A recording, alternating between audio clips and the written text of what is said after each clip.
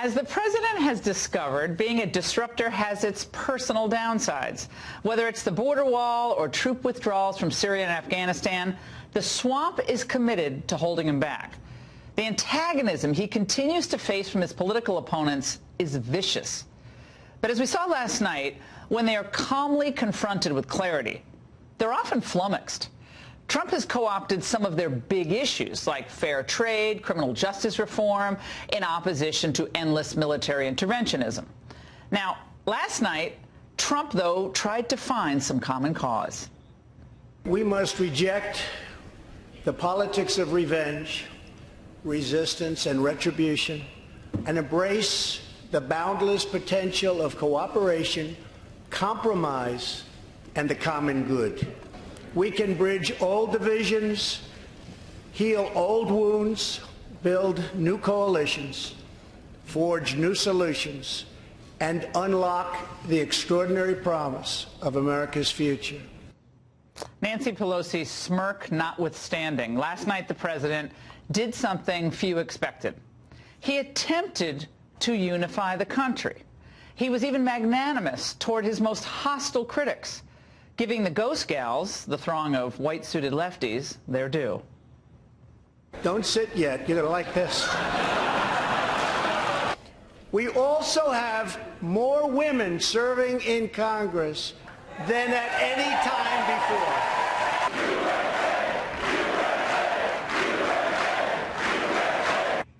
The president accomplished something there that his enemies may have missed there. Now, while they were clearly chanting USA as a celebration of themselves, Trump got them to take up the refrain usually reserved for, his rallies. Now, for a moment, even the Democrats experienced what so many Americans around the country have experienced at a Trump rally, a sense of vibrant community, a patriotic chanting together, not something nasty, but something positive, our country. But the good feelings didn't last too long.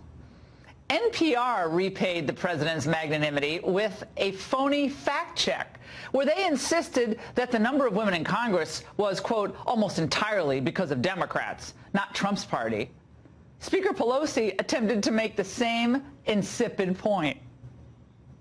He forgot to acknowledge that there are only 15 Republicans and 91 Democratic women in the Congress of the United States. It was like weird you're bringing this up. Now, this is a woman who looked like she was reading a menu at a Chinese restaurant during the speech, and she's saying that was weird. The president never said we have more Republican women serving in Congress than any time before. He only saluted the fact that there were more women serving. I guess some people can't even take a compliment. But it doesn't matter, I think, because the American people saw the president trying to reach out. They also saw a side of him that often gets lost.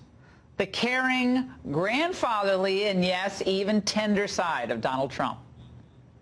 Joining Melania in the gallery this evening is a very brave 10-year-old girl, Grace Eline. Every birthday,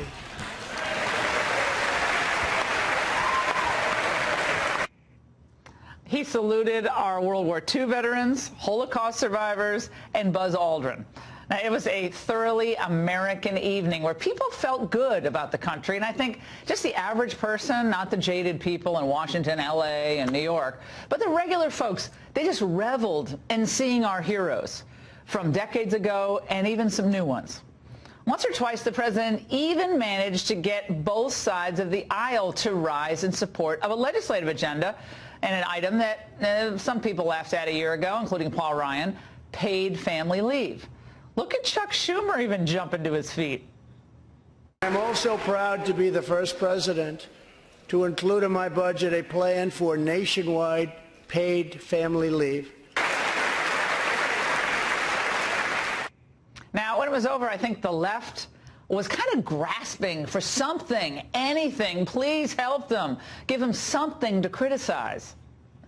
That the President of the United States at this moment in the world did not mention climate change in even a sentence is just, frankly, a disgrace. There were soldiers who were transgender who have been thrown out of the military. He didn't mention them. This is the same speech Donald Trump always gives. This is an angry, racist, platform that has been surrounded by sweet stories and World War II veterans.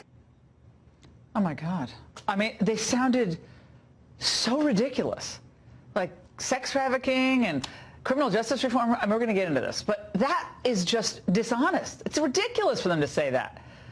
What the State of the Union did was remind the American people of how much good the president has done over the last 2 years. Not perfect, but he's done a lot of good things, not only economically either. It's not what I'm talking about. Also on foreign policy, which he's derided for by the smart set over at MSNBC, and also for the cause of life, the most vulnerable among us. The speech vividly revealed the contrast between his vibrant policies that are very clear and the pale, colorless agenda of the left. Now, they're now the party of what? Think about the left, the Democrats. Infanticide, open borders, drug legalization, racializing politics, everybody's a racist, right? Banning cars, the green agenda, and, for some, socialism. What's your view of your party's drift, not entirely, but in many prominent members, towards socialism? I wouldn't quite call it socialism. There are others who want to leave a little more to the private sector. Yeah. But the bottom line is that all of us believe that when you look at the State of the Union on the economy, it's not good for middle-class families. And so, you know, you have to focus on what's really happening here, and the president is just not doing that. It's a softer version of socialism, Schumer style. Well, the president may not have united Congress last night, but he unified many, I think, out there watching, the American people, by kind of pulling off the mask of some of these naysayers, the negativity purveyors, the Democratic Party today, during that speech. And it was kind of long. People were saying it was too long, but I got a text from people saying they wanted it to go on longer. They loved the stories and they loved the hope in that speech. And I think many saw, perhaps for the first time, the reality of what the left represents and how opposed they are to the common sense, good policies that Trump has brought to Washington. The petulance and the nastiness that Democrats displayed last night, I think, is going to be remembered well into 2020. So will Donald Trump's confident kindness. But don't worry. The Dems were hard at work trying to repair their reputations today. As the chair of the House Judiciary Committee, Jerry Nadler, chalked up a big win for his party. He eliminated the "so help me God" line from the hearing swearing in until, well, a Republican colleague insisted that he put it back in. Heck of a job, Jerry. You go knock yourself out. You're just trying to eat away at the fabric of America. I think most of the country would rather celebrate our traditions as Donald Trump did last night. And that's the angle. Here now with more, Jill Abramson, former executive editor of the New York Times and author of the new book, Merchants of Truth, The Business of News and the Fight for Facts. Jill, good to have you with us tonight. You see all those comparisons and the fact-checking that goes on. And sometimes some of those fact-checks do lead themselves into some curious territory. What do you make of those comparisons? Well, I think that the job of fact-checking in real time, which is what the fact-checking for the State of the Union was, is difficult, and some of it may seem, too exacting or nitpicking. But, he did make several errors in the speech, including his claim that there are more women in the workforce than at any point in history. So, I think some of it was... But that moment, for instance, when he was talking about the more women in the workforce who are members of Congress, and he sort of, applauded them and said, good for you. And then the instant reaction is, well, there's irony there because many of them were elected because they were running against President Trump, but he was still magnanimous in that moment. I don't think he was suggesting that they were there because of him. Yes, no, I don't either. And I think most of the coverage that I read about the women in white and the record numbers didn't have the kind of angle that the NPR. I also want to get your thoughts on this because yesterday I went to the anchor luncheon before the State of the Union at the White House, we were all told it's a tradition that it's off the record. Right. And there were even moments at the end of the luncheon when people raised questions. You know, would it be okay if this item is on the record, Mr. President? And it was decided unanimously that the whole lunch was going to be off the record. And then this piece surfaces in the New York Times and then other places that details things that were said in there. Joe Biden is dumb, the president said. He called Schumer a nasty son of a bitch. All of this stuff starts coming out. But it never mentions in this story that there was an agreement that this lunch would be off the record. What do you think about that? Well, the Times wasn't part of the lunch. They weren't part of the pledge to keep it confidential. And, you know, some of those remarks, I think, were destined to leak and maybe wanted to be leaked, even with, you know, the agreement that the lunch was. Do you think it should be mentioned in the story that the lunch, that it's traditionally off the record, or you think it's fine for there to be no mention of that?